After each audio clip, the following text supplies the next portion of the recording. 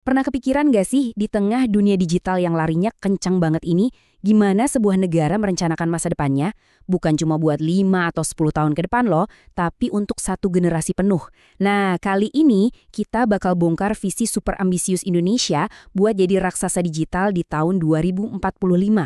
Jadi, di jantung dari semua rencana ini, ada satu konsep yang gede banget, Indonesia Emas 2045. Dengerin ya, ini tuh bukan sekedar slogan. Ini adalah cita-cita puncak, tujuan akhir bangsa kita buat mencapai kemakmuran, jadi pemain kelas dunia, dan memimpin di panggung global. Pas banget di ulang tahunnya yang ke-100. Oke, keren banget visinya. Tapi pertanyaannya kan, gimana caranya bisa sampai ke sana? Nah, jawabannya itu ternyata ada di pusat negaranya sendiri. Transformasi total di tubuh pemerintahannya. Nah, kita masuk ke bagian pertama nih. Coba bayangin deh, kalau Indonesia emas itu adalah tujuannya, maka pemerintah digital ini adalah mesin utamanya. Inilah yang bakal jadi motor penggerak seluruh bangsa buat ngejar cita-cita itu. Ini inti dari semuanya. Intinya sih sederhana banget.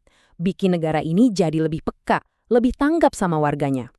Coba bayangin, birokrasi yang satset, kebijakan yang diambil berdasarkan data yang beneran akurat, dan pelayanan publik yang adil buat semua orang tanpa terkecuali. Nah, itu dia tujuannya. Oke, nah disinilah letak pergeseran paling besarnya. Kita semua harus paham banget, ini beda loh sama pendekatan digital yang dulu-dulu. Apa yang lagi dibangun sekarang ini adalah sebuah perubahan paradigma yang fundamental. Oke, yuk kita bedah perbedaannya. Ini bukan lagi sekedar mindahin formulir kertas jadi formulir online ya. Bukan. Dulu, yang namanya e-government itu seringkali cuma setengah-setengah, terus terkotak-kotak antar kementerian atau lembaga. Jalan sendiri-sendiri gitu.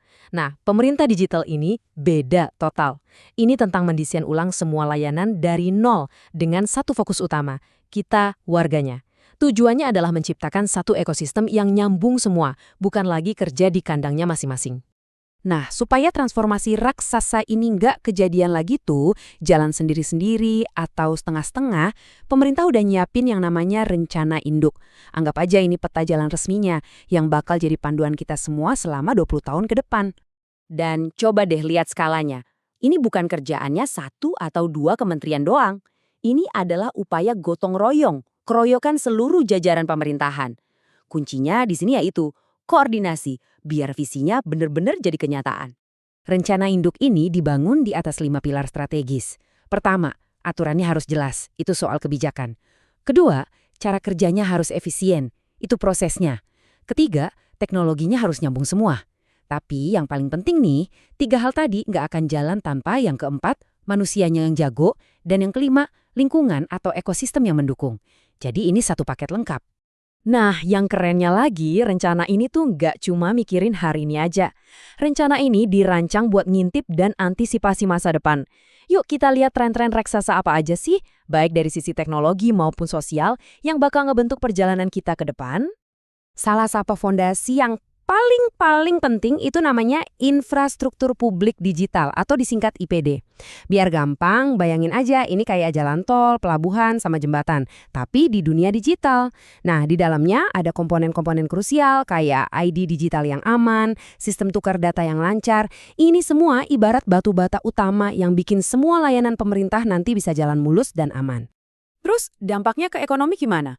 Wah, ini luar biasa. Ada studi dari McKinsey yang nemuin kalau cuma dengan nerapin ID digital aja, itu potensi naikin PDB negara bisa sampai 13%. Ini bukti nyata kalau infrastruktur digital yang kokoh itu beneran mesin buat pertumbuhan ekonomi.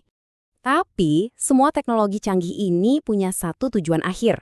Seperti yang tertulis di sini, paradigmanya itu bergeser. Fokus utamanya sekarang adalah manusia.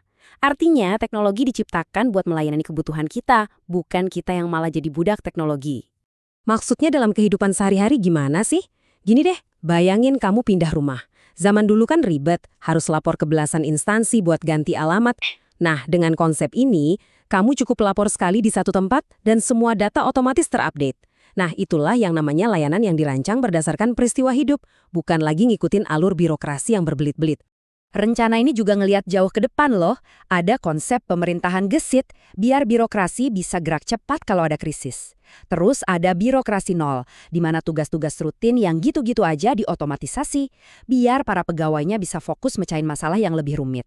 Dan tentu aja, semua ini harus berdiri di atas fondasi kepercayaan, yaitu keamanan siber yang kuat dan didukung sama konsep kota cerdas biar hidup kita makin nyaman.